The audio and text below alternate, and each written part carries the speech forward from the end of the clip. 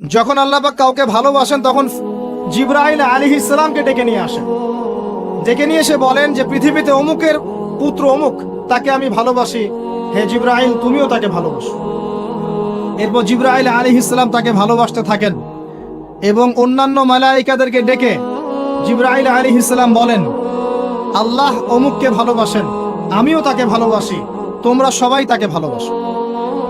এরপর সমস্ত ফেরেশতারা তাকে ভালোবাসতে শুরু করে।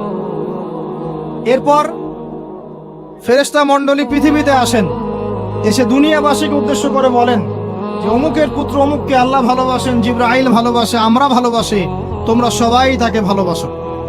এরপর দুনিয়ার মানুষদের কাছে তার মর্যাদা বাড়িয়ে দেওয়া হয়, তার দিকে মানুষের মনকে ঘুরিয়ে দেওয়া হয় এবং তার প্রতি মানুষের ভালোবাসা সৃষ্টি করে দেওয়া হয়। আল্লাহ পাকের নূর যখন আপনার ভিতরে আসবে, ইনশাআল্লাহ দেখবেন আল্লাহ রাব্বুল আলামিন আপনার হাতে তার দ্বীনের পতাকা দিবেন ইনশাআল্লাহু আযজা ওয়া জাল্লা। তাসকিয়ার প্রয়োজন, তাসকিয়া না আসলে নূর আসবে না। লাভ নাই ভাই, প্রচুর ইবাদত বন্দেগী করে মনের মধ্যে অহংকার রেখে কোনো লাভ নাই। অনেক কিছু করছেন, নিজেকে মনে করছেন আপনি সুপিরিয়র, অন্যরা সব ককরোচ, আপনি জান্নাতের ডিলার, লাভ নাই। ইবলিসের আকীদা এটা ইবলিসের আকীদা। খলাকতানি মিন নার ওয়া খলাকতাহু মিন তিন। এখন যারা ইসলামের বিপক্ষে আছে তাদের মধ্যে থেকে আল্লাহ পাক খালিদ এবং ওমর রাদিয়াল্লাহু আনহুর মতো সাহাবী বের করতে পারেন। আল্লাহ পাকের সুন্নাহ বোঝা খুব দুষ্কর। যাকে আপনি তুচ্ছ করছেন আল্লাহ পাক তাকে হেদায়েত দিয়ে আপনার চেয়ে বড় জায়গায় নিয়ে যেতে পারেন। যাকে আপনি বড় কাফের মনে করছেন আল্লাহ পাক কাল তাকে হেদায়েত দিয়ে ইসলামের খেদমত করাতে পারেন। আবার আল্লাহ পাক আপনাকে, যিনি 5 ওয়াক্ত নামাজ পড়ছেন, রোজা রাখছেন, আপনাকে পথভ্রষ্ট করে দিয়ে জাহান্নামে নিতে পারেন। অতএব আত্ম অহংকারের কোনো সুযোগ নাই। তাসকিয়া দরকার। কদ আফলাহা মান যাক্কাহা ওয়া কদ খাবা মান দাসাহা। কদ আফলাহা মান তাযাক্কা ওয়া যাকারা ইসমা রাব্বিহি ফাসাল্লা বাল তু'থিরুনা আল হায়াতা আদ-দুনিয়া ওয়াল আখিরাতু খায়রুন ওয়া আবকা। তাসকিয়ার পরে কি করবেন? চেষ্টা করেন হালাল রিজিক অন্বেষণ করার। আল্লাহর ওয়াস্তে সুদ খায়েন না, আল্লাহর ওয়াস্তে ঘুষে যায় না, আল্লাহর ওয়াস্তে, আল্লাহর দোহাই দিয়ে বলছি দুর্নীতি করেন না, আল্লাহর ওয়াস্তে মানুষের সম্পদ আত্মসাৎ করেন, আল্লাহকে ভয় করেন, আল্লাহর ওয়াস্তে করেন, আল্লাহর ওয়াস্তে ছেড়ে দেন। হাত জোর করে রিকোয়েস্ট করছি, সুদ খায়েন না।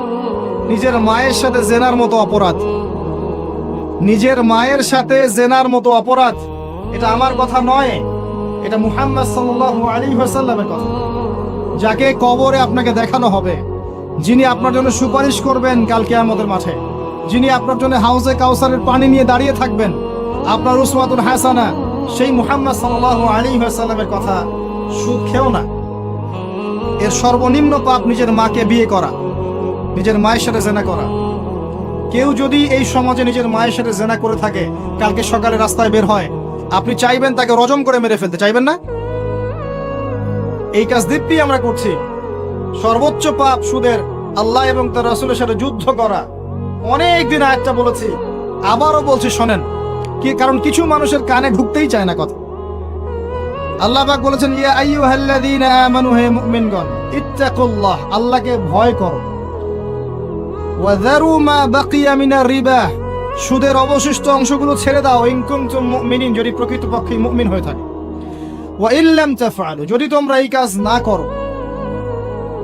শুনেন আল্লাহর কথা, আল্লাহ বলছেন যদি তোমরা এই কাজ না করো, ফাআযানু বিহারবিন মিনাল্লাহি ওয়া রাসূলিহি, তাহলে আল্লাহ এবং তার রাসূলের সাথে যুদ্ধের ঘোষণা শুনে নাও। The path is yours, choose your path, রাস্তা আপনার, আপনি চুজ করেন কোন পথে আপনি যাবেন। কেউ বাধ্য করবে না আপনাকে। লা ইকরাহা ফিদ-দীন, দ্বীনে কোনো বাড়াবাড়ি নাই। তরোয়াল দিয়ে কেউ বলবে না যে সুদ খেও না, তরোয়ালের জোরে কেউ বলবে না যে ইসলাম কবুল করো, ইসলাম এগুলো হারাম। ইসলাম এভাবে ছড়ায় নাই, এগুলোর সাথে ইসলামের কোনো সম্পর্ক নাই। ইসলামের নামে যারা সন্ত্রাসবাদ ছড়িয়েছে এবং জঙ্গিবাদ ছড়িয়েছে, এগুলোর সাথে ইসলামের কোনো সম্পর্ক নাই। ইসলাম বাধ্য করবে না আপনাকে, কিন্তু আপনি রাস্তা, ওয়াহাদাইনাহুন নাজদাইন, দুইটা পথ আমি দেখিয়ে দিয়েছি, আপনি একটা চুজ করেন। ইম্মা শাকিরা ওয়া ইম্মা কাফুরা, ইচ্ছা হলে আপনি কুফরি করেন, ইচ্ছা হলে কৃতজ্ঞ হন। আল্লাহ বলেছেন সুদ খেও না, নিজের মায়ের সাথে জেনা করা, আল্লাহ এবং তার রাসূলের সাথে যুদ্ধ করা। আপনি পথ চুজ করেন। একটা টাকা যদি হারাম থাকে রিজিকে, আপনার ইবাদত কবুল হবে। সে যেই হোক, দাড়ি টুপি পাগড়ি জুব্বাওয়ালা মানুষও যদি সুদ খায়, জায়েজ হয়ে যাবে না। পৃথিবীর সমস্ত মানুষ যদি ভোটাভুটি করে সুদ হালাল, হালাল হয়ে যাবে না।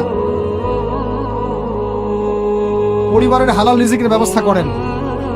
অনেক মানুষ দেখা হয়, কথা হয়, মেসেঞ্জারে টেক্সট করে, হোয়াটসঅ্যাপে নক করে, বড় চাকরি করতো, 60,000, 70,000, 80,000 টাকা বেতন পেত, তখন রিজিকে বরকত ছিল না, ছেড়ে দিয়েছে, চায়ের দোকান দিয়েছে, এখন রিজিকে বরকত আছে। আজকের একজনের সাথে দেখা হয়েছে, তিনি ইউএস বাংলা এয়ারলাইন্সে কাজ করেন। আমাকে বলছেন, ভাই মুরব্বী মানুষ, আমার পরিবারের সদস্য সংখ্যা বেশি ছিল, হারাম জবে ছিলাম, সুদ খেতাম, সুদি এনজিওতে কাজ করেছি, আপনার লেকচার শুনেছি, আলহামদুলিল্লাহ আল্লাহ পাক শুনিয়েছেন তাকে, এখানে আমার কোনো ক্রেডিট নাই, তিনি ছেড়ে দিয়েছেন, এখন এখানে কাজ করেন। আমি বললাম, পরিবারে কি কোনো সমস্যা হয়, রিজিকে বরকত আছে না? তিনি বলছেন, এখন বারাকার শেষ নাই। বলছে, কেউ অসুস্থ হয় না পরিবার আমার এখন, আগে ডেইলি অসুস্থ, আমার টাকা চুরি চামারি হয় না, আগে আমার টাকা আত্মসাৎ হয়েছে। বরকত কি জিনিস আপনাকে বুঝাই, বরকত চোখে দেখা যায় না। আপনি হালাল রিজিকে থাকেন, দেখবেন আপনার পরিবারের মানুষ কম অসুস্থ হচ্ছে, খরচ কমে গেল, আপনার সম্পদ চুরি ডাকাতি হচ্ছে না, নিরাপদ আছে। আপনার অল্প রিজিক আল্লাহ রহমত বরকত ঢেলে দিলেন, অল্প খেয়ে আপনি তৃপ্ত, মেডিসিনে খরচ নাই, অসুস্থতার খরচ নাই, আজে বাজে কোনো খরচ নাই, কারণ আপনি হারাম খাচ্ছেন না। বরকত চোখে দেখা যায় না, এটা বুঝতে হয়। আবার দেখবেন মাসে কোটি টাকা আর্ন করছেন, এই যে বড় একটা ক্যান্সার, এই যে একটা রোগ শেষ হচ্ছে আরেকটা শুরু হচ্ছে, বাবার অসুখ, মায়ের অসুখ, এই সমস্যা ওই সমস্যা একটার পর একটা লেগেই আছে। এই প্রজেক্ট নষ্ট হচ্ছে, ওই প্রজেক্ট নষ্ট হচ্ছে, আবার মানুষ ছিনতাই করছে, চুরি ডাকাতি করছে। এটা আল্লাহ পাকের গজব। রহমত বরকত চোখে দেখা যায় না, এটা আপনাকে বিশ্বাস করতে হবে যে আল্লাহর পক্ষ থেকে এগুলো আসে। ইমানের 6 পিলার সত্য গায়েব, আল্লাহর বিশ্বাস গায়েব, মালায়েকা ওয়া কুতুবিহি ওয়া রুসুলিহি ওয়াল ইয়াউমিল আখির ওয়াল কদরি খাইরি ওয়া শাররি, সবই গায়েব। অদৃশ্য বিশ্বাসের নামই তো ঈমান। বরকত রহমত কি দেখা যাবে? দেখা যাবে না। রূহ বা আত্মাকে দেখেছেন? আপনার শরীরে নাই। এভাবেই আল্লাহর রহমত বরকতে বিশ্বাস করতে হবে। আল্লাহ পাক ইনশাআল্লাহ তাআলা আপনার হালাল অল্প রিজিকে বারাকা দিবেন ইনশাআল্লাহ। আল্লাহর ওয়াস্তে দুর্নীতি করেন না, আল্লাহর ওয়াস্তে করেন না। আমি বলি একটা হাদিস শোনাই। আমরা তো দায়িত্ব পেলে অনেক খুশি হই। রাসূলুল্লাহ সাল্লাল্লাহু আলাইহি ওয়াসাল্লাম বলেছিলেন, হে আবু যার, তুমি কখনো 2 জন ব্যক্তির দায়িত্ব নিতে যেও না। যদি 2 জন ব্যক্তির দায়িত্ব নাও, যেন তোমাকে ছুরিবিহীন জবাই করে ফেলা হয়েছে, কারণ প্রত্যেককে তার দায়িত্ব সম্পর্কে জিজ্ঞাসা করা হবে। আমরা তো খুশি হই। রাসূল সাল্লাল্লাহু আলাইহি ওয়াসাল্লাম বলেছেন, তোমরা কি জানো সবচেয়ে বড় মিসকিন কে? সবচেয়ে বড় মিসকিন কে? দরিদ্রকে? সাহাবীরা বলছেন, আমরা তো মনে করি যার কাছে অর্থ সম্পদ কম সেই বড় মিসকিন। আল্লাহর রাসূল বলছেন, ভুল। শোনো, সবচেয়ে বড় মিসকিন সেই ব্যক্তি যে ব্যক্তি পরকালে অনেক নেকি নিয়ে উঠবে, নামাজ, রোজা, হজ, যাকাত, ওমরা, হজের নেকি, বিশাল বিশাল নেকি।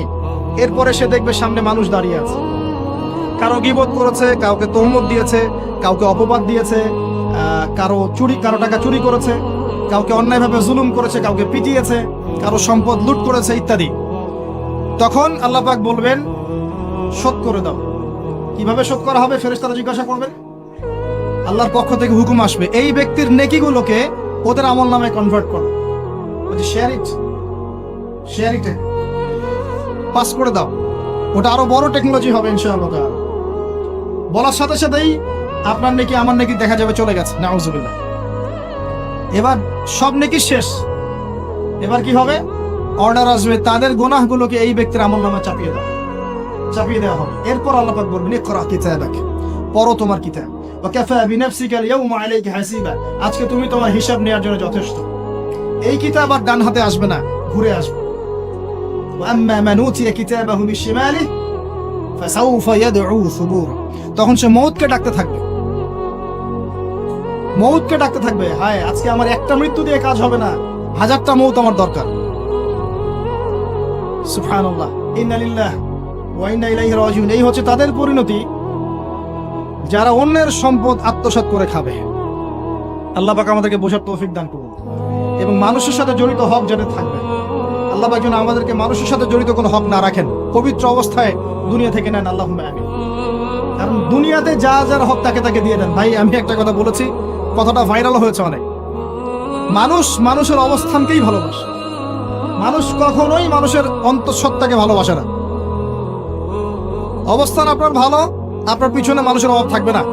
আজকে আপনার ক্ষমতা আছে, পাওয়ার আছে, খ্যাতি আছে, ইত্যাদি আছে, মানুষ দেখবেন পিছনে ঘুরঘুর করছে, এবং এরা কিন্তু সবাই সবার স্বার্থেই ঘুরঘুর করছে। এর বাইরে আল্লাহ পাক কিছু মানুষের মনে আল্লাহর পক্ষ থেকে মহব্বত দেন, এটা আলাদা বিষয়। এটা শুধু ধার্মিকদের ক্ষেত্রেই সম্ভব। ওই দুই ব্যক্তি যারা আরশের ছায়া পাবে, যারা একে অপরকে আল্লাহর ওয়াস্তে মহব্বত করেছে, তাই না? অতএব আল্লাহর পক্ষ থেকে একটা মহব্বত থাকে, এটার কোনো স্বার্থ থাকে না, নিঃস্বার্থ ভালোবাসা। এটা টোটালি নিঃস্বার্থ ভালোবাসা, কোনো স্বার্থ নাই।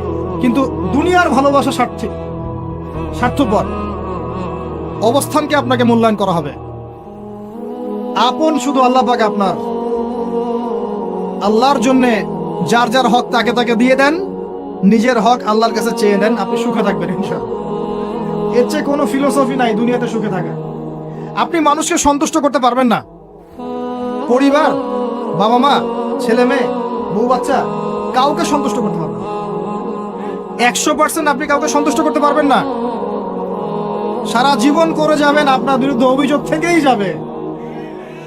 শুধু আল্লাহ রাব্বুল আলামিন অপেক্ষা করে বসে আছেন। এই বসে আছেন কথাটাকে আবার ভাইরাল করে বিতর্কিত করেন না। এই বসে আছেন বুঝিয়েছে আল্লাহ পাক অপেক্ষা করছেন। মুশকিল মিডিয়ার সামনে কথা বলা, বলবো একটা তালগোল পাকিয়ে বানাবে আরেকটা। এই কারণে আমি মিডিয়া এখন পছন্দ করি না। প্রয়োজনে আমি মাঠে ময়দানে জুমার খুতবা দিব, আমার কোনো দরকার নাই মিডিয়া, কোনো প্রয়োজন নেই। কিছু অফিসিয়াল রাখা হয়েছে এই কারণে, যাতে এই কথাগুলো এর মধ্যে ভালোটুকু মানুষের কাছে পৌঁছে যায়, খারাপটুকু আমরা মুছে ফেলে দিই।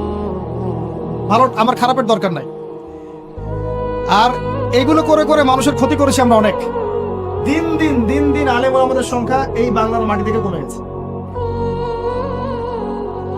যে কথাটা বলছিলাম, হক দিয়ে দেন, আপনি আপনার হক আল্লাহর কাছে চেয়ে নেন। মানুষকে আপনি সুখী করতে পারবেন না। আল্লাহ পাক অপেক্ষা করছেন আপনার জন্য। আপনি কখন তওবা করে তার দিকে ফিরে আসবেন, দেন আল্লাহ পাক আপনাকে মাফ করে দিবেন ইনশাআল্লাহ। আল্লাহ পাক বলেছেন, শুনেন, ইল্লা মান তাবা, যে অনেক গুনাহ করেছে, শিরক করেছে, জিনা করেছে, মদ খেয়েছে, বেদাত করেছে, হারাম খেয়েছে, আল্লাহ পাকের অবাধ্য হয়েছে, নামাজ পড়ে নাই, যাকাত দেয় না, ইত্যাদি ইত্যাদি অনেক অন্যায় করেছে। একদিন তওবা করে ফিরে এসেছে, আল্লাহ পাক বলেছেন ইল্লা মান তাবা, যে ব্যক্তি তওবা করে ফিরে আসলো, ওয়া আমানা, এবং ঈমান নিয়ে আসলো, ওয়া আমিলা আমালান সালিহান, এবং এখন থেকে সতামল করা শুরু করলো, হোক সে নারী বা পুরুষ, যে কেউ, যে কোনো বয়সের, যে কোনো বর্ণের, যে কোনো ভাষা, যে কোনো দেশের, এগুলো কিচ্ছু যায় আসে না আল্লাহ পাকের। ইন্নাল্লাহা লা ইয়ানজুরু ইলা আজসামিকুম ওয়ালা ইলা সুওয়ারিকুম ওয়ালাকিন ইয়ানজুরু ইলা কুলুবিকুম ওয়া আমালিকুম। আল্লাহ পাক শুধু কলব দেখেন, আমল দেখেন, রক্ত মাংস বর্ণ এগুলো দেখেন না। আল্লাহ পাক ফিরে এসেছে, আমল, ঈমান এনেছে, আমল সালেহ করেছে। আল্লাহ পাক বলছে উলাইকা, এরাই তারা, ইউবাদদিলুল্লাহু সাইয়্যাতিহিম হাসানাত, এরাই সেই ব্যক্তি যাদের সমস্ত গুনাহকে আমি আল্লাহ নেকি দিয়ে পরিবর্তন করে দেব। আল্লাহ অপেক্ষা করছেন আপনার জন্য। আপনার কাছে আসার গল্পটা হোক আল্লাহর কাছে আসা, এই জেনার কাছে আসার গল্প দিয়ে কোনো লাভ নাই। আল্লাহ পাক যেটা বলেছেন, লা তাকরাবুজ জিনা, জিনার কাছেও যেও না। আপনি দেখবেন এখন বলা হচ্ছে জেনাটাই হচ্ছে কাছে আসার গল্প। আমি বলি শোনেন, নিমের ডাল দিয়ে দাঁত মাজেন, নিম গাছের ডাল আছে না, নিমের ডাল দিয়ে দাঁত মাজেন, এই পেস্ট ছেড়ে দেন, বয়কট করে ফেলেন, দেখবেন কয়দিন পর ক্ষমা চাবে যে ভুল হয়ে গেছে, আমরা এগুলা অ্যাড বানাবো না। আমরা যে নরম সরম মানুষ, কোন ইনিশিয়েটিভ নিতে পারি না, এই জন্য চড়া হয়ে বসে। প্রতিটা সেক্টরেই দুর্নীতি চলছে। এই যে কাছে আসার গল্পের নাম দিয়ে মানুষকে জানা করাচ্ছে। যুবক যুবতী স্কুল লাইফ থেকে মাহরাম, গায়রে মাহরাম, এই গায়রে মাহরামের সাথে স্কুল লাইফ থেকে শুরু হয়। স্কুল লাইফে পড়ছে ক্লাস 8, 9, 10। ক্লাস 8, 9, 10 এর মেয়েরা, ছেলেরা এখন অ্যাডাল্ট। এরা এমন কিছু করে যা আপনার কল্পনাও নাই। এই বয়সে তো সব পাপ করা শেষ। এগুলোর সাক্ষী আপনারাই, আমার উপর আমাকে ভালো মন্দ বলেন না, এগুলোর সাক্ষী আপনারা নিজেরাই। নিজেদের ঘরগুলো দেখেন। আর সবচেয়ে বড় কথা হচ্ছে, ঘরের মানুষ কিন্তু কথা শোনেন। দেখবেন আপনি সারা দুনিয়ায় দিন কায়েম করে ফেলছেন, দিনটা, আর আপনার ঘরটা হচ্ছে নূহ আলাইহিস সালামের মতো। দেখবেন বউ কথা শোনে না, ছেলে কথা শোনে না। এটাই বাস্তবতা। কিন্তু নূহ আলাইহিস সালামের ঘটনা মনে নাই? 950 বছর দাওয়াত দিয়েছেন, শেষে গিয়ে বলেছেন রব্বি আন্নী মাগলুবুন ফান্তাসির, আল্লাহ আমি পরাজিত হয়ে গেছি, আমাকে সাহায্য কর, আমি আর পারছি না। আল্লাহ পাক আযাব নাজিল করে দিলেন, তিনি পার হয়ে গেলেন না। ছেলে পার হয় না, ছেলে বলে আমি পাহাড়ে উঠে যাব, পাহাড় আমাকে সেভ করবে। নূহ আলাইহিস সালাম বলছেন আজকে কেউ সেভ করতে পারবে না আল্লাহর আযাব থেকে। একটু পরে একটা ঢেউ এসে বাপ বেটার মাঝখানে পার্থক্য করে দিল, ছেলে ডুবে মরে গেল, তার স্ত্রী পর্যন্ত ঈমান নিয়ে আসলো না। আল্লাহর কাছে হাত তুলে দোয়া করছেন, আল্লাহ আমার ছেলে, আমার আহাল, আমার পরিবার। আল্লাহ ধমক দিয়ে বলছেন যে লাইসা মিন আহলিক, সে তোমার পরিবারের কেউ না। দেখবেন আপনি মাশাআল্লাহ দিনদার, আপনার ভিতরে ইসলাম এস্টাবলিশ করা ডিফিকাল্ট। মানুষ এখন খুব ব্যক্তি সচেতন, নিজের মনে যা চাবে সেটাই বল, আর আনুগত্যকে তারা দাসত্ব মনে করে। কথা বুঝেন, আনুগত্য করাকে দাসত্ব মনে করে। আমি দাসত্ব করবো কেন? আল্লাহ এবং তার রাসূল এবং স্বামী পরিবার কর্তাদের আনুগত্যটাকে তারা দাসত্ব মনে করে। অতএব সুখে থাকার মূল মন্ত্র এটাই আপনার, যার যার হক তাকে তাকে দিয়ে দেন, নিজের হক আল্লাহর কাছে চেয়ে নেন, আপনি সুখে থাকবেন ইনশাআল্লাহ। আল্লাহর জন্য বাঁচেন, আল্লাহর জন্য খান, আল্লাহর জন্য পড়েন, আল্লাহর জন্য দিন কায়েম করেন, আল্লাহর জন্য আপনি ইবাদত করেন, আল্লাহর জন্য মারা যান, ইনশাআল্লাহ আল্লাহ আপনাকে জান্নাত দিবেন। আর আল্লাহর কাছে আমরা সবাই একা একা ফিরে যাবো, ইন্না লিল্লাহি ওয়া ইন্না ইলাইহি রাজিউন। একা একা একজন একজন করে হিসাব নেবেন আল্লাহ পাক। তখন আমার সাথে কেউ থাকবে? আপনার সাথে কেউ থাকবে? ইন্তেকালের পরে 40টা দিন অপেক্ষা করেন না, মানুষ মনে রাখে? রাখবে না, কাউকে রাখবে না। এটাই দুনিয়ার বাস্তবতা। দুনিয়া বড় নিষ্ঠুর, আর এগুলোর বাস্তবতা আপনারা যত দিন যাবে তত দেখবেন, উপলব্ধি করবেন। একদম কাঠামো ভেঙে যাবে, ফ্রি মিক্সিং দিয়ে, হারাম রিজিক দিয়ে, আপনার এই যে অপসংস্কৃতি দিয়ে পরিবারের কাঠামোই ভেঙে যাবে, সমাজের কাঠামো ভেঙে যাবে। মানুষ দেখবেন আত্মহত্যা করে মারা যাবে বেশি বেশি। বাবা আর খোঁজ নিবে না সন্তান। কিয়ামতের আলামত জানতালি দালামাতু রাব্বাতুহা, দাসী মনিবকে জন্ম দিবে, মা বাবার সাথে দাস দাসীর মতো আচরণ করা হবে। টাকার জন্য, সম্পদের জন্য মানুষ ভাইকে হত্যা করবে, বোনকে হত্যা করবে, ছেলে বাবাকে হত্যা করবে, মাকে হত্যা করবে। এগুলো সব কিয়ামতের আলামতের হাদিস। এগুলো আপনি বাস্তবতা মিলিয়ে দেখেন, 100% মিলে যাবে। এগুলো চলছে এখন। এই জায়গায় আমি বলবো আত্মকেন্দ্রিক হন। একটা আয়াত শোনাচ্ছি আপনাকে, আমার খুব পছন্দের একটা আয়াত, এবং আল্লামা তাকি উসমানীর নাম শুনেছেন? আমার জানা মতে বিশ্ব বরেণ্য আলেমদের একজন। তিনি একটা গোটা বই লিখেছেন, পুরো বইটাই একটা আয়াতের উপরে। বইটা পড়েন, আপনার কাছে মনে হবে বইটার প্রতিটা কথা আপনার জন্য লেখা হয়েছে। তাসকিয়া, আত্মশুদ্ধি, আত্মশুদ্ধি ও তাসাউফ। ওই বইয়ের প্রথমে টাইটেল, একটা হেডলাইন আয়াত আছে, ইয়া আইয়ুহাল্লাযীনা আমানু, হে মুমিনগণ, আলাইকুম আনফুসাকুম, নিজের নফসের খবর নাও, নিজের নফসের খবর নাও, নিজে ঠিক হও। মান লা ইয়াদুররুকুম মান দাল্লা ইন ইহতাদাইতুম, যারা পথভ্রষ্ট হয়ে যাচ্ছে বা গেছে, এদের পথভ্রষ্টতা তোমাদের কোনো ক্ষতি করবে না যদি তোমরা হেদায়েতের উপর থাকো। এর চেয়ে বড় কোনো মেডিসিন নাই। এই আয়াতের মধ্যে সবকিছু আছে, আমাদের সমস্যা এবং আমাদের সলিউশন। আমাদের সমস্যা হচ্ছে আমরা পরের দিকে বেশি চোখ তুলি, তোমার এটা ঠিক নাই, তোমার এটা ঠিক নাই, তোমার আকীদা ঠিক নাই, তোমার আমল ঠিক নাই, তোমার তাসকিয়া ঠিক নাই, তোমার রিজিক ঠিক নাই, ইত্যাদি ইত্যাদি। নিজের দিকে এতবার আঙুল আমরা তুলি না। আমার আকীদা ঠিক আছে কিনা, আমার মানহাজ ঠিক আছে কিনা, আমার আমল বেদাত মুক্ত কিনা, আমার রিজিক ঠিক আছে কিনা, আমার পরিবার ঠিক আছে কিনা, আমার নফসে আত্মশুদ্ধি আছে কিনা, আমার ভিতরে হিংসা আছে কিনা, গীবত আছে কিনা, তোহমত দেই কিনা, অহংকার আছে কিনা, এগুলো আমাকে চিন্তা করতে হবে। আলাইকুম আনফুসাকুম, নিজের নফসের খবর নাও। এই নফস নিয়ে আল্লাহর কাছে যেতে হবে। এই একটা আয়াত যদি বুঝে আসে, আপনার প্রবলেম সলভ। এখানে সমস্যা হচ্ছে আমরা আগে মানুষের সংশোধন চাই, কিন্তু আল্লাহ বলছেন আগে নিজেকে সংশোধন করো। নিজে আগে সংশোধিত হও, একটা বাতি থেকে 1000টা বাতি জ্বলবে ইনশাআল্লাহ। নিজেকে সংশোধন করতে না পারলে আমি বাতি জ্বালাতে পারবো না। তো ইভেন এখানে বসে আমি যে কথাগুলো বলছি বা বলবো বা বলা হয়, যারা বলে, তারা নিজেরা যদি সেগুলোর উপর আমল না করে, এই কথার কোনো তাসির হবে না আপনার উপরে। আপনি শুনবেন, এক কান দিয়ে ঢুকবে, আর এক কান দিয়ে বেরো যাবে, বাসায় গিয়ে ঘুমিয়ে যাবেন। এটা বাস্তবতা। রাসূলুল্লাহ, শুনেন, রাসূলুল্লাহ সাল্লাল্লাহু আলাইহি ওয়াসাল্লামের দাওয়াতে এত হিউজ মানুষ ইসলাম কবুল করলো কেন বলেন তো? মূল কারণ কি জানেন? ইসলামের প্রতিটা বিষয়ের উপরে নবী সাল্লাল্লাহু আলাইহি ওয়াসাল্লাম নিজে আগে আমল করে দেখিয়েছে। এই জন্য তার কথার মধ্যে নূর এবং তাসির এবং বারাকা এত বেশি ছিল যে মানুষের কলিজার মধ্যে কথাগুলো আঘাত করেছে, মানুষ পরিবর্তন হয়েছে। আর আমাদের টোটাল উল্টা। এইখানে বসবো, এই ধরনের জায়গায় যারা বসি তাদের এক শ্রেণীর কথা বলছি, সবাই না।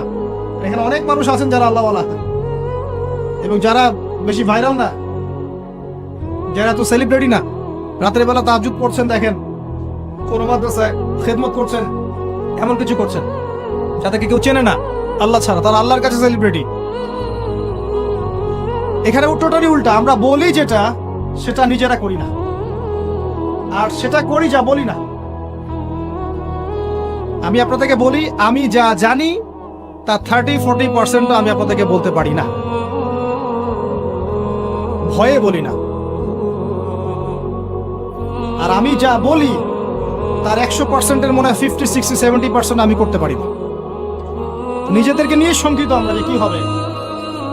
এই আয়াতের উপর আমল ছাড়া আমাদের কোনো গতি নাই। ইয়া আইয়ুহাল্লাযীনা আমানু, হে মুমিনগণ, আলাইকুম আনফুসাকুম, নিজের নফসের খবর নাও। লা ইয়াদুররুকুম মান দাল্লা ইন ইহতাদাতুম, তোমরা যদি হেদায়েত প্রাপ্ত হয়ে থাকো ওদের পথভ্রষ্টতা তোমাকে ক্ষতি করবে না। ইসলামের শত্রুদের কথা বাদ দেন, আগে নিজেকে ঠিক করেন, নিজে থেকে ঠিক করেন। নিজেরা নামাজি হন আল্লাহর ওয়াস্তে, আল্লাহর ওয়াস্তে হালাল খান, পরিবার ঠিক করেন, জ্ঞান অর্জন করেন, আল্লাহর ওয়াস্তে দিনের কোনো খেদমতের চেষ্টা করেন, আপনার জানমাল সময় শ্রম দিয়ে আল্লাহর ওয়াস্তে কিছু করেন, দেশকে কিছু দেন, রাষ্ট্রকে কিছু ভালো কিছু দেন, উম্মাকে কিছু ভালো কিছু দেন, আপনার প্রতিভা দিয়ে মানুষের কল্যাণ করেন, মানবতার কোনো খেদমত করেন, কিছু একটা করেন। গবাদি পশুর মতো জীবনটাকে নষ্ট করবেন না। খাওয়া, ঘুমানো, পেশাব পায়খানা করা, স্ত্রী সহবাস করা, বাচ্চা পয়দা করা, ডেট, এই হলো আমাদের জীবনের প্যাটার্ন। এখন কিছু করেন। সবাই তাকিয়ে আছে আপনাদের দিকে, আমাদের দিকে না, সবাই তাকিয়ে আছে আপনাদের দিকে। আল্লাহ পাক আপনাদেরকে বোঝার তৌফিক দান করুন। আর কয়েকটা কথা বলে শেষ করছি, অনেক রাত হয়ে গেছে, যত লম্বা হবে ফজরের নামাজ কাজা হয়ে যাবে। সেটা হলো আত্মশুদ্ধির পরে হালাল রিজিকের কথা বলেছি। আল্লাহর ওয়াস্তে সুদ খায় না, ঘুষ দুর্নীতি যায় না। এরপরে আমি যেটা বলবো যে প্রকৃত মিসকিনদের কাতারে আমরা যেন না দাঁড়াই, মানুষের সাথে জড়িত কোনো হক রাখেন না। আরো বলবো, পারিবারিক আদর্শ ঠিক করার চেষ্টা করেন। আমি জানি এটা খুব ডিফিকাল্ট, নিজেকে দিয়ে বুঝি এটা খুব ডিফিকাল্ট। যে নূহ আলাইহিস সালামের কথা বললাম, কওমে লূত আলাইহিস সালামের কথা শুনেন, তার স্ত্রী ঈমান নিয়ে আসে নাই, নবী সাল্লাল্লাহু আলাইহি ওয়াসাল্লামের চাচারা ঈমান নিয়ে আসে নাই। এটাই সিস্টেম, এটাই নিয়ম। যখন দেখবেন দাওয়াত দিতে দিতে বোঝাতে বোঝাতে আপনি ব্যর্থ, তখন আপনি আসহাবুল কাহফের মতো একা হয়ে যান। তাও ভালো, আসহাবুল কাহফের মতো একা হয়ে যান। একা একা দিনের পথে চলেন, আল্লাহর কাজ আপনি একাই করেন। ইব্রাহিম একাই একটা উম্মাহ, তার সাথে কেউ ছিল না, সে একাই একটা উম্মাহ ছিল। আল্লাহ পাক তাকে একটা উম্মাহ বলেছেন। আর এরপর যে কথাটা বলবো, শেষ কথা, সেটা হলো আল্লাহ পাক আমাদের সবাইকেই কিছু না কিছু প্রতিভা দিয়েছেন। জান, মাল, সময়, শ্রম, কারো অর্থ, কারো মেধা, কারো লেখার ক্ষমতা, কারো বলার ক্ষমতা, কারো সংগঠিত করার ক্ষমতা ইত্যাদি। আল্লাহ পাক যাকে যে ক্ষমতা দিয়েছেন, আপনার প্রতিভাটাকে আপনি আল্লাহর পথে কাজে লাগান। ছোট্ট কিছু করেন না, এতিমদের একটা প্রজেক্ট করেন, একটা মসজিদ করেন, একটা মাদ্রাসা করেন, একটা মক্তব করেন, একটা স্কুল প্রতিষ্ঠা করেন, একটা কলেজ প্রতিষ্ঠা করেন, একটা অর্থনৈতিক কোনো সিস্টেম কিছু লঞ্চ করেন, একটা ইসলামিক এনজিও করেন, কিছু একটা করেন যা দিয়ে আপনার দিনের কোনো উপকার হয়, ইসলাম এগিয়ে যায়। ইনশাল্লাহ এভাবেই আস্তে আস্তে আস্তে আস্তে সবার ক্ষুদ্র ক্ষুদ্র প্রচেষ্টা ইসলাম এগিয়ে যাবে ইনশাআল্লাহ। বুদ্ধিবৃত্তিক ভাবে আমরা আজকে ইসলামের শত্রুদের কাছে পরাজিত। প্রথম পরাজয় হচ্ছে বুদ্ধিবৃত্তিক।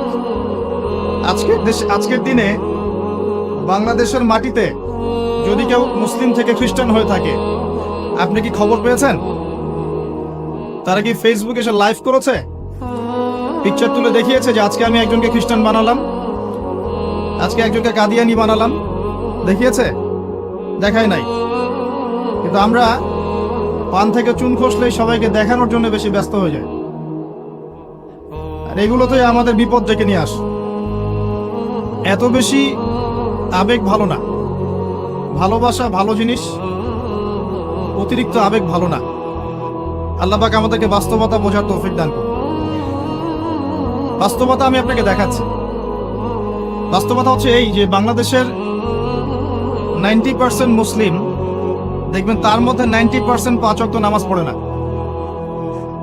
এটা হচ্ছে আপনার বাস্তবতা। বাংলাদেশের যে কোনো মাহফিলে যাবেন, একটাই স্লোগান আমি শুনেছি, আল কোরআনের আলো ঘরে ঘরে জ্বালো। সুন্দর কথা, কিন্তু আপনি খেয়াল করে দেখবেন ম্যাক্সিমাম পরিবারেই কোরআনের আলো জ্বালার মতো কোনো মানুষ নাই। আপনি জরিপ করে দেখবেন যে 90% মুসলিমের মধ্যে কতজন মানুষ বিশুদ্ধ করে কোরআন তেলাওয়াত করতে পারে। আপনি দেখবেন 80%ও পারে না, কিন্তু এই কোরআনের জন্য জীবন দিতে চায়, সেই বইটা সে অর্থ সহ পড়তে পারে না। বাস্তবতা এক জিনিস, আর যা দেখছেন এগুলো আরেক জিনিস, এগুলোর মধ্যে কোনো মিল নাই। এগুলো বাস্তবতা। যারা নামাজ পড়ে 5 ওয়াক্ত, তাদের মধ্যে কতজন জামাতের সাথে নামাজ পড়ে সেটাও একটা বিষয়। এখানে গিয়ে পার্সেন্টেজ আরো কমে যাবে। যারা নামাজি ব্যক্তি, তাদের মধ্যে কতজনের রিজিক হালাল, এটা আরেকটা বিষয়। ঘরে ঘরে ঘুরে দেখবেন যে বেশিরভাগ মানুষের রিজিক হারাম, বেশিরভাগই। আমরাও কিরকম করে, এই যে ধরেন আপনি একটা মাদ্রাসা শিক্ষকতা করছেন, মাদ্রাসার একটা দায়িত্ব আছে আপনার, আপনি ধরে নিয়েছেন যে এই রিজিকটা আপনার হালাল, কিন্তু মাদ্রাসার দায়িত্ব পালন করতে গিয়ে যদি আপনি দায়িত্ব অবহেলা করেন, আপনার রিজিকটা হারাম। আপনি একজন মসজিদের ইমাম, মনে করছেন আল্লাহ আমাকে খুব পবিত্র রিজিক দিয়েছেন, মাশাআল্লাহ, আপনি যদি আপনার দায়িত্ব অবহেলা করেন, এই রিজিকটাও হারাম। আর নর্মালি তো আমরা সবাই সুদ খাচ্ছি, ঘুষ খাচ্ছি, দুর্নীতি করছি, মানুষের সম্পদ আত্মসাৎ করছি, এগুলো তো আমাদের সহজাত প্রবৃত্তি হয়ে গেছে। কোনো কোনো ক্ষেত্রে দেখা যায় উপর থেকে একটা হাতি আসে, উপর থেকে একটা হাতি আসতে আসতে আস্তে আস্তে একটা মাছি হয়ে যায়, মাঝখানে হাতির ডালপালা হাত পা টেনে হিসেবে খাওয়া শেষ। এই সমস্ত রিজিক হারাম, ম্যাক্সিমাম রিজিক হারাম আমাদের। বাস্তবতা অনেক কঠিন। বাস্তবতায় গিয়ে দেখেন যে কতজন মানুষ যাকাত আদায় করে। নামাজি ব্যক্তিদের মধ্যে যারা ইসলাম বোঝে, তাদের মধ্যে কতজন যাকাত দেয়, এটা আরেকটা মহামারী চলছে, যাকাত না দেওয়ার মহামারী। শুধু যদি যাকাতটা দিতেন ঠিক মতো, নিসাব পরিমাণ সম্পদ হয়ে গেছে, মালের যাকাত দিচ্ছেন, বাংলাদেশকে বহির্বিশ্বের কাছ থেকে ঋণ নিতে হতো না, একটা মানুষও না খেয়ে মারা যেত না। যাকাত আমরা দেই না, এখানে অমুসলিমদের কোনো ভূমিকা নাই, আমরাই যাকাত দেই না। বাংলাদেশে এমনও ব্যক্তি আছে যাদের যাকাত কালেক্ট করলে একজনের যাকাত থেকে 100টা পরিবার চলবে, কিন্তু এটা কালেক্ট করার কোনো সিস্টেম নাই, এবং সেই ইচ্ছাকৃতভাবে দিচ্ছে না, আমরাই দিচ্ছি না। আপনি সমাজে ঘুরে দেখবেন কতগুলো পরিবার আছে যেগুলোর মধ্যে পর্দার বিধান কায়েম আছে। বাস্তবতা খুব কঠিন। আর যা দেখছেন আইওয়াশ, শোডাউন, এগুলো দিয়ে ইসলামের বিজয় কখনো হবে না। যত বেশি আইওয়াশ করবেন, শোডাউন করবেন, বাড়াবাড়ি করবেন, তত ইসলামের নূর, বরকত, আল্লাহর রহমত, নুসরা সব উঠে যাবে। আর ইসলামিক ব্যক্তিত্বদেরকে নিয়ে তো মোটেই করা উচিত নয়, কারণ রিয়া বা অহংকার বলে একটা কথা আছে, যার কলবের মধ্যে যাররা পরিমাণ অহংকার থাকবে, এই ব্যক্তি জান্নাতে যাবে না। অহংকার মুক্ত থাকতে চায় আলেম ওলামা শ্রেণীর মানুষ, কিন্তু তাদেরকে নিয়ে মানুষের অতিরিক্ত বাড়াবাড়ির কারণে মনের মধ্যে অনেক সময় রিয়া, অহংকার চলে আসতে পারে। এর ফলে সেই ব্যক্তিও জাহান্নামের খোরাক হচ্ছে, বলে নাউজুবিল্লাহ। সূক্ষ্মতা আমি আপনাকে বোঝাচ্ছি। রাসূলুল্লাহ সাল্লাল্লাহু আলাইহি ওয়াসাল্লাম বলেছেন, অন্ধকার রাতে কালো পাথরের উপরে কালো পিঁপড়া হেঁটে গেলে যেমন টের পাওয়া যায় না, আমি আবার বলছি, অন্ধকার রাতে কালো পাথরের উপরে কালো পিঁপড়া হেঁটে গেলে যেমন দেখা যায় না, এভাবেই মনের মধ্যে অহংকার, রিয়া চলে আসতে পারে। যদি আসে, আমার জন্য জান্নাত হারাম, নাউজুবিল্লাহ। তো এই যে আমাদের একটা সংস্কৃতি তৈরি হয়েছে, সিস্টেমটা ঠিক করেন ভাই, কথা বলতে কমফোর্ট ফিল করছি না। আমার মনে হয় অডিয়েন্সও ভালো করে কথা শুনতে পারছে না। সাউন্ড একটু কমায় দেন, পারলে কমায় দেন। এই যে প্রতিধ্বনি হচ্ছে, ইকো কমায় দেন, বেস কমায় ফ্ল্যাট করে দেন। আর অডিয়েন্সরা আল্লাহর রাস্তায় কথা বলবেন না, আমরা কর্তৃপক্ষের সাথে কথা বলছি, তারা ঠিক করবেন ইনশাআল্লাহ। তো প্রিয় ভাইরা, আল্লাহর ওয়াস্তে আইওয়াশ করবেন না, শোডাউন করতে যাবেন না। দ্বীন ইসলামের বেসিক জিনিসগুলো নিয়ে কাজ করেন। আমি আপনাকে বেসিক জিনিস বোঝাচ্ছি।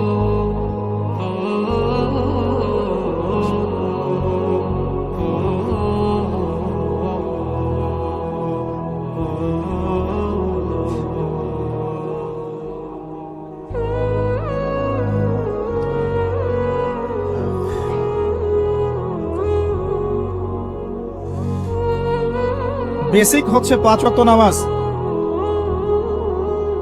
আমাদের মধ্যে কতজন মানুষ দৈনিক 5 ওয়াক্ত সালাত আদায় করি এটা বুঝতে হবে। বেসিক হচ্ছে আপনার যাকাত প্রদান করা। ইসলামের বেসিক হচ্ছে আপনার পরিবারে পর্দা থাকবে। ইসলামের বেসিক আপনার পরিবারে তালিম হবে। প্রত্যেক পরিবার থেকে একটা করে মানুষ অন্ততপক্ষে কোরআনওয়ালা হবে, আলেম হবে বা হাফেজ হবে, এটা আমাদের দাবি ছিল। এগুলো বেসিক, যে মুসলিমরা হালাল খাবে, হারামে সম্পৃক্ত হবে না, সাধ্যমতো আল্লাহর দ্বীনের দাওয়াত দিবে মানুষকে। এগুলো বেসিক। এই বেসিকগুলো ঠিক আছে কিনা খেয়াল করে দেখেন। আমি আপনাকে গ্যারান্টি দিচ্ছি এই বেসিকগুলো আমাদের ঠিক নাই। এমন পরিবার খুঁজে পাবেন না যে পরিবারের মধ্যে অলমোস্ট 100% মানুষ 5 ওয়াক্ত নামাজ পড়ে। এখন এই যুগে খুঁজে পাওয়া দুষ্কর, ইল্লা মাশাআল্লাহ। এমন পরিবার আপনি খুঁজে পাবেন না যেখানে দেখবেন প্রত্যেক সদস্য কোরআন তেলাওয়াত করতে পারে, ইল্লা মাশাআল্লাহ, বা কোরআনের হাফেজ বা আলেম হয়েছে, খুব কম। এমন পরিবার এখন খুঁজে পাওয়া দুষ্কর যেখানে প্রত্যেকটা রিজিক হালাল, পরিবারের মধ্যে কোনো অপসংস্কৃতি নাই, পরিবারের মধ্যে ফ্রি মিক্সিং নাই, সুদ নাই, হারাম টাকা আসছে না, বেপরদামি নাই। পরিবারের ছেলেমেয়েরা আল্লাহর ওয়াস্তে আল্লাহর লাইনে পড়াশোনা করছে, দ্বীনের খেদমত করার চেষ্টা করছে। এমন পরিবার খুব রেয়ার। যখন বেসিক ঠিক থাকবে না তখন বড় বড় স্বপ্ন দেখে আসলে কোনো লাভ নাই। একটা বিল্ডিং নির্মাণ করতে চান, তার বেস যদি ঠিক না থাকে তাহলে আপনি 10-20 তলার স্বপ্ন দেখে আসলে কোনো ফায়দা নাই। এর পরেও আছে যারা দ্বীনের রিপ্রেজেন্টেটিভ, তাদের মধ্যে আপনি দেখবেন ভিতরে দ্বীন নাই। বাইরে যদিও মনে হয় যে দ্বীন দিয়ে ভর্তি, ভিতরে আসলে দ্বীনের কোনো বালাই নাই, ইল্লা মাশাআল্লাহ। আবার আপনি দেখবেন যারা ধর্মতাত্ত্বিক ক্ষেত্রে জাতিকে দিক নির্দেশনা দিবে, এরাই শততা বিভক্ত হাজারটা দলে, এবং প্রত্যেকেই বলছে যে আমি হক, বাকি সবাই বাতিল। সিচুয়েশন খুব ক্রিটিক্যাল। এর উপরে আবার আছে সামাজিক অবক্ষয়, এর উপরে আবার আছে রাজনৈতিক সমস্যা, তার উপরে আবার আছে বৈশ্বিক ওয়ার্ল্ড অ্যাফেয়ার্স এর প্রবলেম এবং ইকোনমিক স্যাংশন, অর্থনৈতিক দাসত্ব। সব মিলে বিশ্বের অবস্থা ভালো না।